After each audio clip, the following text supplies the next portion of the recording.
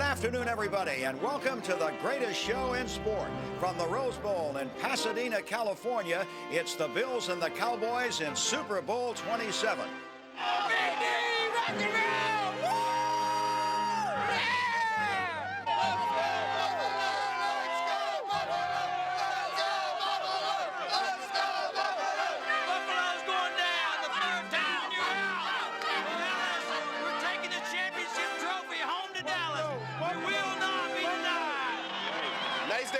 Champions today, wouldn't you think?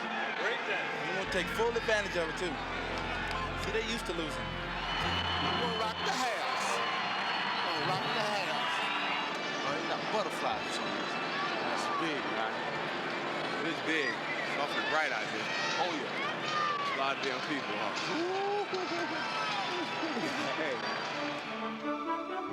It is said that the Super Bowl is the final chapter of a great mystery novel. But in Super Bowl 27, the only suspense came from Michael Jackson's special effects crew. The day belonged to the Dallas Cowboys, and the moment to their supremely confident leader, head coach Jimmy Johnson. It might be more colorful to tell you that I was consumed with tense, suspenseful thoughts, but there were none. Oh, I was excited and happy and anxious to get started, but as for the sort of feeling a commander has as a great battle looms, no, that had come 2 weeks earlier at San Francisco. It must have been a more tense time for the Bills than for us, because they'd been to 2 straight Super Bowls without a win. It would be 3 when this day was done. I knew that. Guys, it's not our job, it's our responsibility to win this game. Let's go out and get it. Let's go! I really didn't have any butterflies. I just wanted to lay that royal flush on the table and rake in all the chips. 28 years of coaching told me that we would win, about as surely as 49 years of life told me that the sun, now high in the Southern California sky, would set at game's end.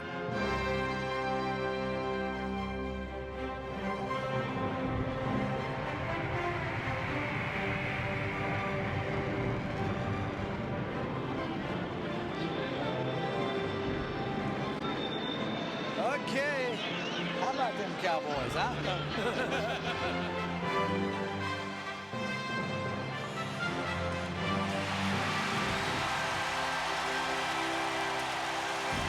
And in his 4th season with the Cowboys, head coach Jimmy Johnson. Right crossfires. Come on, Thomas. That ring, baby. That ring on 3. 1, 2, 3. Ring. Stay outside, baby. Stay outside.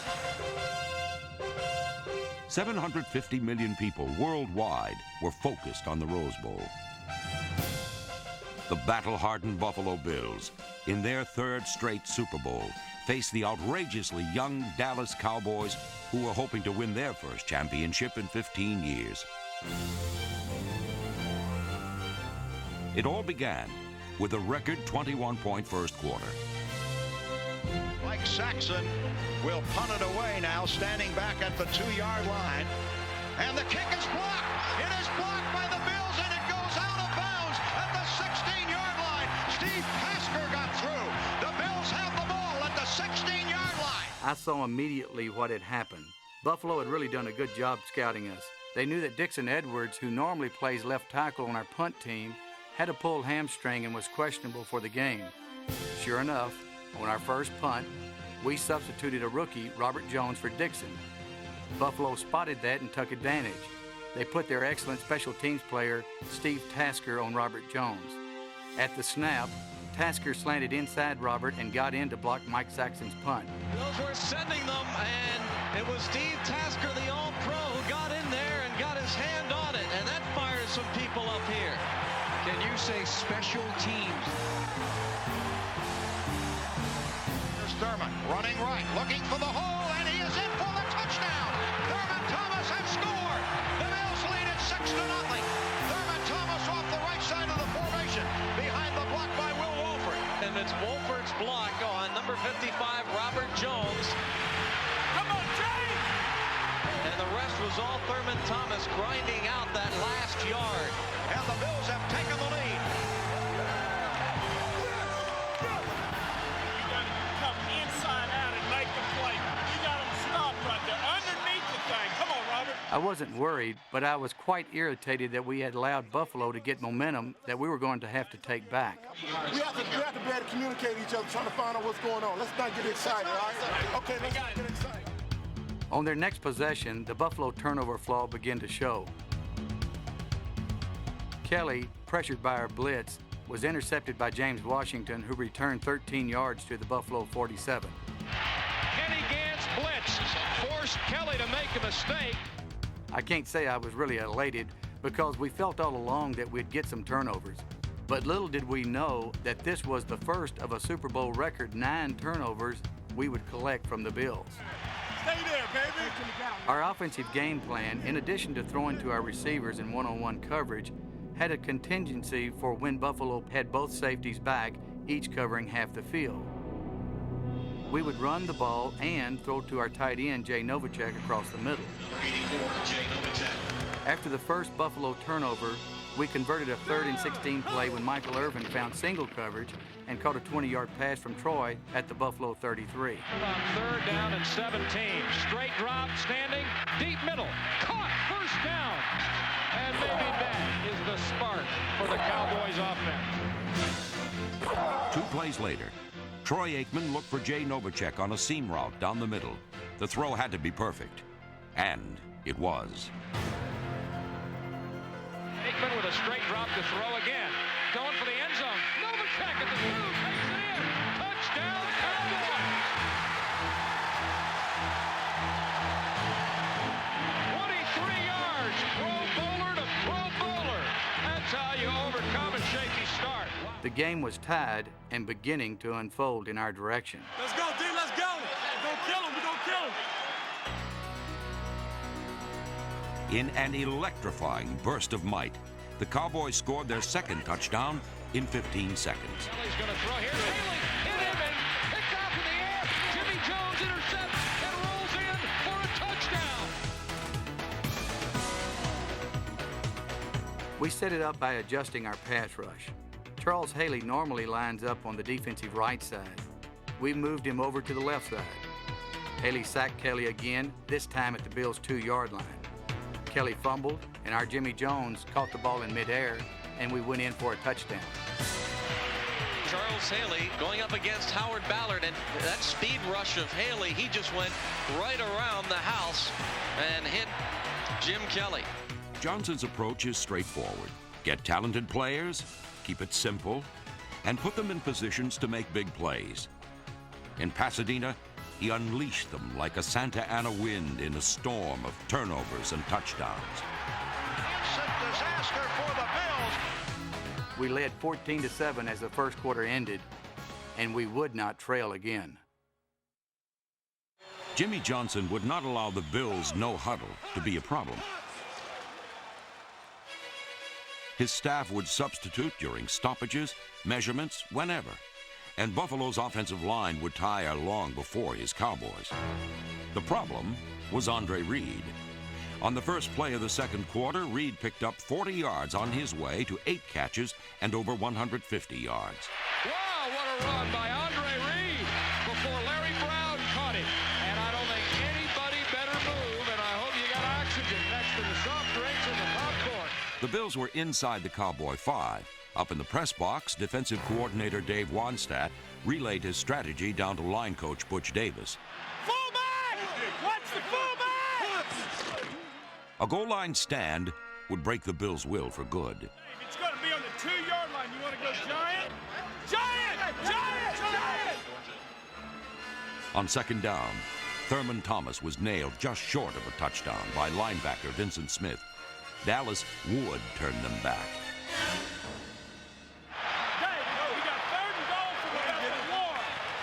We made that goal line stand with 2 of the biggest plays of the game. On 3rd and 1, Buffalo running back Kenneth Davis came left, and Kenny Norton made a great play to stop him for no gain. Right. And the handoff to the deep man, and a bang at the goal line. Oh, stop it! Get him down! Pushed back. He was pushed back. He didn't get in. Kenny Norton, Brad. Kenny Norton makes a huge hit. He makes the play. We started this game by saying that Ken Norton would have to have his name called a lot if the Cowboys are going to be successful, and it's Norton who makes the play.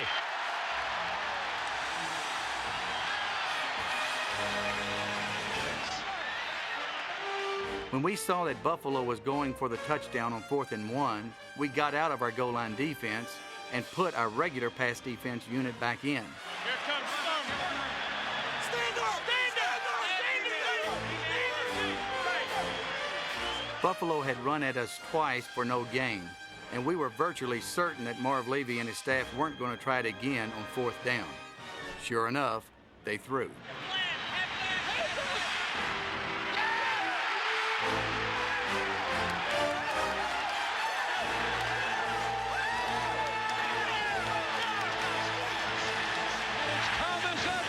Picking the ball off in the end zone. Oh, my goodness. Cowboys have turned them back. 6 times in the first half, Buffalo needed 1 yard for a first down or a touchdown. 6 times they were knocked back. On the next series, Kelly was knocked out. Kelly is holding his right knee in a lot of pain. In obvious pain. Kenny Norton blitzed and hit him. Knowing Jim and liking him, I felt bad that he was injured. But football-wise, I knew we were going to have to adjust our defensive thinking. Have battled back from so much adversity this season, but it is going to be up to the miracle man, Frank Reich. Frank Reich, their backup quarterback, had a superb playoff season, so the Bills weren't exactly out of weapons. Reich isn't the riverboat gambler Jim is. Reich likes to control the passing game, where Jim will take a few more chances down the field. Coming after him. On Reich's second play of the game, he hit Andre Reed, the crossing route again, for 38 yards to our 22, but we were able to hold them to a field goal on that drive. Complete to Andre Reed. While Reed was an annoyance, Michael Irvin was simply annoyed. In the perimeter, they're playing outside. This is a joke. We can go up and down the field. The Bills' 2-deep zone had taken the playmaker out of the game. So Dallas used Emmitt Smith as a wedge to pry them out of that zone. Johnson put Buffalo in a literal catch-22. The Bills hadn't allowed a 100-yard rusher all year long. The league's rushing leader ripped off a quick 38 yards on his way to 108. After that, we knew immediately that Buffalo was going to start cheating their safety up to stop the run. So on the very next play, anticipating 3-deep coverage, one-on-one against our receivers, Troy threw to Michael Irvin for a 19-yard touchdown, and now we were up 21-10.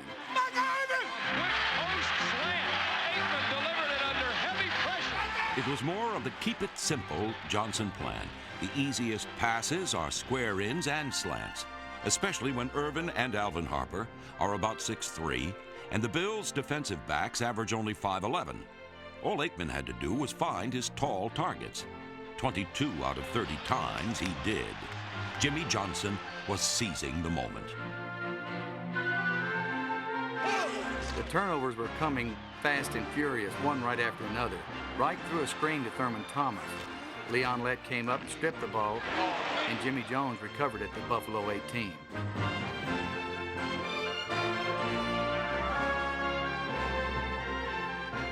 We work on stripping the ball year-round, and we hadn't come into the Super Bowl with any plan of reaching for the ball more than normal. It was just paying off for us more than usual. Let's see who got the ball. Do the Cowboys have it? Yes, they do. The Cowboys have it. And Aikman tossed it once more to Michael Irvin, as Super Bowl 27 was deteriorating into a merciless, one-sided beating. Aikman under center wing left. Blitz look. Aikman 7-step drop. Throws it right to the goal line. Irvin jumping, catching the 3. Diving. Touchdown. Now, I'd love to be able to tell you that I was just going bonkers on the sidelines, but I had no feeling of tension or suspense. Why should I? You know, we were just laying down the cards on the table, one by one. 10 of hearts, Jack of hearts, Queen of hearts, 1 billion people watching on television, and another 100,000 or so in the Rose Bowl weren't certain we held the rest of the cards. But we were. So the Bills have had the wheels come off here. Dallas scored 2 touchdowns in 15 seconds, and now 2 in 18 seconds. Let's go. These guys have come back from big deficits now. We got to suck it up at halftime. Let's go, At halftime, I didn't want to plant negative seeds in our players' mind by saying, now remember, Buffalo came back against Houston. Instead, I said, we're going to approach it like it's nothing to nothing. We're going to approach it as we always do. And so we went out to drop the king and the ace on 1 billion+ people. The Cowboys maintained control the same way they had gained it. And in the end, they ran 29 times and passed 30 times. Near perfect offensive symmetry. The offensive line opened holes for Smith and wide sight lines for Aikman, who sighted wide open receivers. There was always the all-pro safety valve Jay Novacek, who slipped underneath to catch 7 key passes. Defensively, it was a feeding frenzy. Reich had to throw, and the 21 fresh subs and starters on the league's top-ranked unit knew it. The game's most revealing statistic, Troy Aikman outrushed Thurman Thomas 28-19.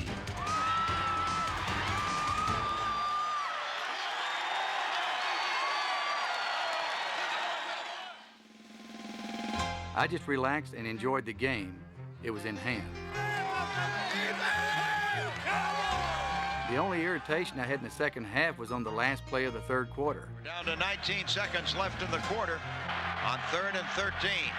Reich has the ball, drops back. Going to have to beat the zone on this throw. Offside. Now throws long to the end zone all along. Touchdown there for Don Beebe. And the Bills have... Reich scrambled and stepped across the line of scrimmage and then threw a 40-yard touchdown pass to Don Beebe. Reich was obviously across the line of scrimmage when he threw, but the officials didn't call it. The scrimmage was the 40. When he let it go, his left foot was at the 39. His arm was past the 40. Funny, as soon as Reich threw the ball, he looked around for a flag. Upon review after the game, the league would confirm that we were right. Oh well, it was 31-17 at the end of the third quarter. We had control. At the start of the fourth quarter, the Bills had a faint pulse.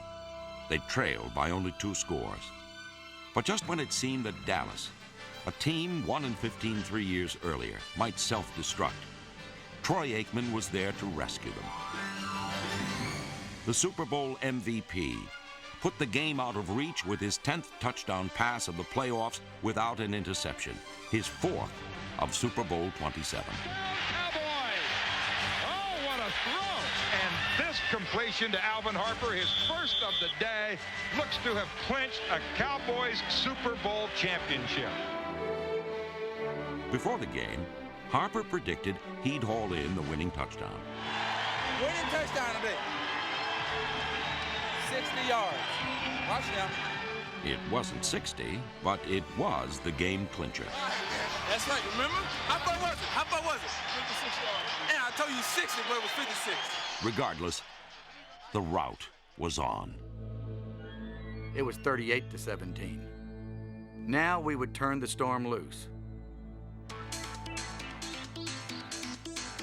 Thomas Everett got his second interception, this time off Reich, and returned it 22 yards to the Bills' 8.